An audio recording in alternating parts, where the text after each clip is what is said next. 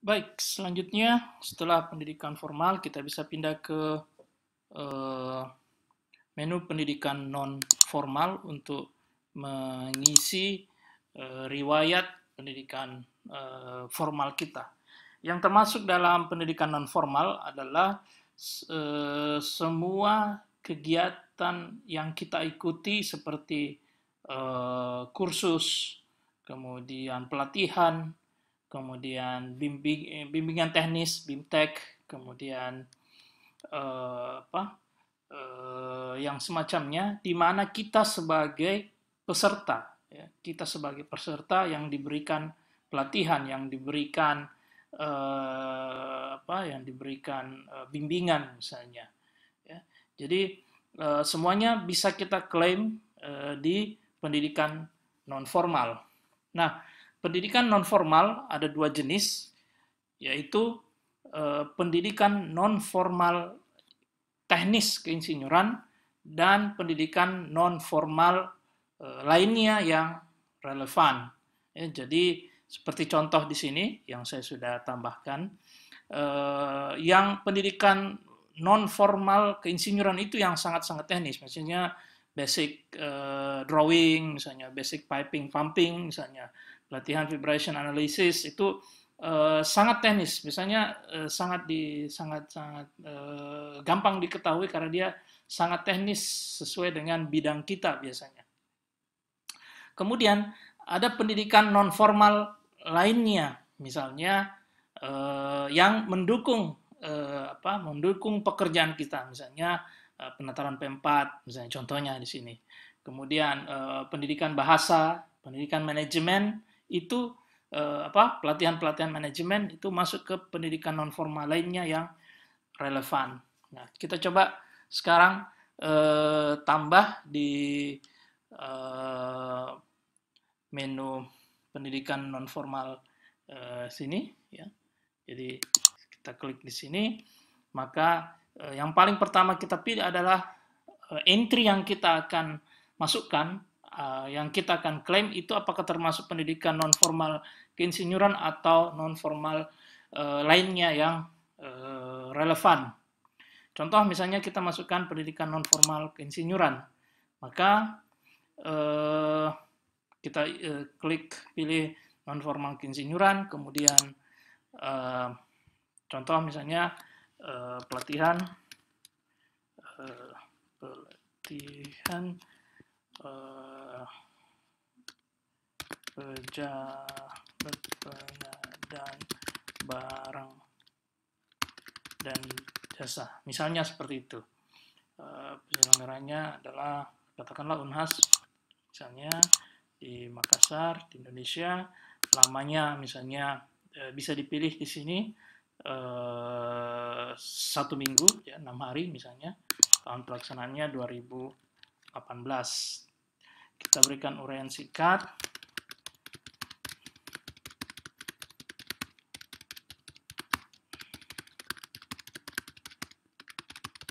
Ya, seperti itu misalnya, ya. Bisa diberikan yang lebih detail, penjelasan yang lebih detail sehingga nanti pemeriksa atau majelis penilai dapat langsung memberikan nilai seperti ini. Kemudian di sini ada tempat untuk memasukkan bukti. Saya tegaskan di awal bahwa eh, bukti di sini itu bersifat tidak wajib untuk diadakan, tidak wajib untuk diunggah. Kalau dia ada, silakan diunggah, akan sangat baik. Tapi kalau dia tidak ada, misalnya Bapak Ibu sudah mau mengklaim, Bapak Ibu mengingat bahwa 5 tahun yang lalu saya pernah ikut pelatihan, ya, saya pernah dilatih untuk pelatihan A misalnya. Tapi saya sudah tidak punya bukti gitu, walaupun foto atau kartu tanda peserta, apalagi sertifikat tidak ada gitu. Silakan diklaim karena akan tetap kami berikan pertimbangan, akan tetap kami berikan nilai untuk klaim-klaim seperti itu. Ya, jadi misalnya saya tidak memberikan bukti di sini, ya, saya tinggal langsung simpan, save dan lanjut. Nah, eh, yang saya klaim tadi di sini sudah ada di sini, ya, dia masuk ke nomor 3, ya, entry nomor 3. Kemudian misalnya, ya, jadi cara yang paling baik sebenarnya adalah mengklaim semua dulu apa yang pernah kita lakukan. Saya tambah lagi, tapi pada kali ini saya akan menambahkan jenis pendidikan non formal lainnya yang relevan. Misalnya saya pelatihan pendidikan bahasa Inggris misalnya di uh, di lembaga, sebuah lembaga misalnya di Bali misalnya, ya, di Indonesia. Kemudian nama pendidikannya dia lebih dari 16 hari, lebih dari 2 minggu, karena misalnya 3 bulan, ya, rubrik yang ada seperti ini.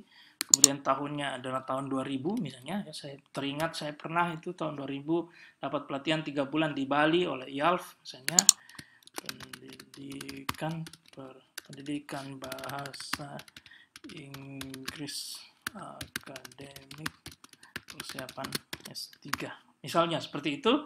Kemudian kita tinggal setelah selesai di sini, kembali lagi kita tidak punya buktinya, kita tinggal simpan dan lanjut. Nah, sekarang kita sudah punya 2 tambahan. Misalkan kita sudah selesai dengan klaim kita di pendidikan non formal, maka kita bisa mulai menambahkan unit kompetensinya. Nah, saya kembali lagi, kita mengklik icon ini, kemudian kita lihat di sini ada ternyata bahwa untuk pendidikan non formal keinsinyuran, ya, karena yang saya klik tadi ini adalah pendidikan non formal keinsinyuran, itu yang bakuan kompetensi yang bersesuaian adalah kembali di W2, ya, kembali di W2. Nah, pertanyaannya kembali, berapa banyak yang saya bisa pilih? Apakah saya bisa pilih semua seperti di pendidikan formal? Maka kita kembali ke manual yang ada, ya, manual yang ada di pendidikan non formal itu mulai halaman 19. Kemudian kita bisa pilih, kita bisa lihat di sini bakuan kompetensi yang dapat diklaim untuk pendidikan non formal keinsinyuran, itu halaman 22, itu dari W2, wajib 2 memang, tapi banyaknya itu kita bisa lihat seperti ini di halaman 24, bahwa kita disarankan hanya memilih 5 unit bakuan saja.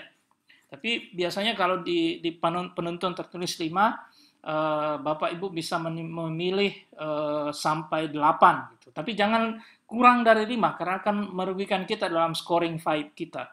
Ya, jadi kita pilih 5, bisa sampai 7 atau 8. Tapi jangan disarankan memilih 5, Bapak Ibu memilih 20 atau memilih 10. Itu yang kami istilahkan dengan overclaim. Ya, jadi sebaiknya walaupun lewat dari yang disarankan, minimal 2 atau 3 tambahannya dari yang disarankan. Jadi sekarang kita disarankan 5 untuk memilih 5 bakuan. Kita tinggal lihat. Sekarang kita klaim itu tentang training ANSYS misalnya, yang tadi yang saya klaim. Maka kira-kira yang sesuai dengan 5 atau 8 yang sesuai dengan ANSYS itu di mana gitu. Nah, kita tinggal lihat di sini. Apakah W2 satu-satu itu sesuai dengan kira-kira dengan klaim kita ANSYS menggunakan kajian sendiri masalah keinsinyuran? Ya, saya kira oke, maka saya bisa klik 1, misalnya 2, ya, 3, 4, ya. Saya anggap ini semua yang saya klik berhubungan dengan pendidikan non formal saya, belajar tentang ANSYS. Jadi saya 1, 2, 3, 4, 5, ya. Kemudian saya tidak merasa ini berhubungan, maka saya tidak pilih. Sekarang baru 5. Saya bisa tambahkan di sini, ya.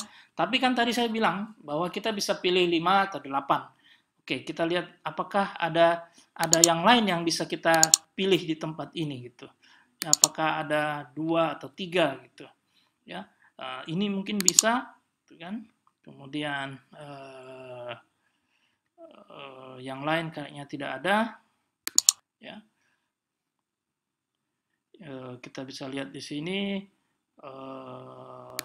ya, sepertinya sudah tidak ada yang cocok. Kalau kita anggap sudah tidak ada, 5 atau tadi saya pilih ada satu lagi, sekarang ada 6. Oke, silakan memilih 6 saja.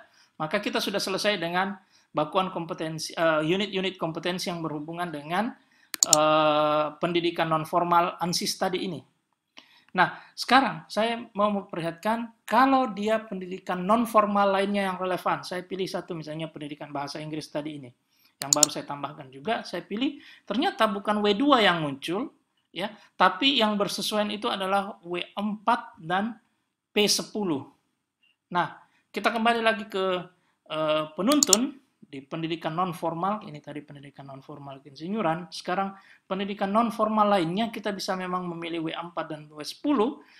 W4 kita bisa memilih di halaman 30 atau slide 30, kita bisa memilih masing-masing 5 W4 dan 5 P10. Ya, jadi artinya kita bisa memilih 5 sampai 8 W4 dan 5 sampai 10 P10. Ya, jadi kita bisa mulai dari sini. Kira-kira pendidikan bahasa Inggris itu tadi di mana nanti cocoknya? Apakah di W41? Ya, kita lihat apakah ada yang cocok. Ya, kemungkinan belum ada, tapi saya mungkin cocok ini. Misalnya saya pilih lagi gitu kan. Mungkin nanti cocok dengan ini. Ya, saya pilih saja dulu, sudah ada 2. Ya. Kemudian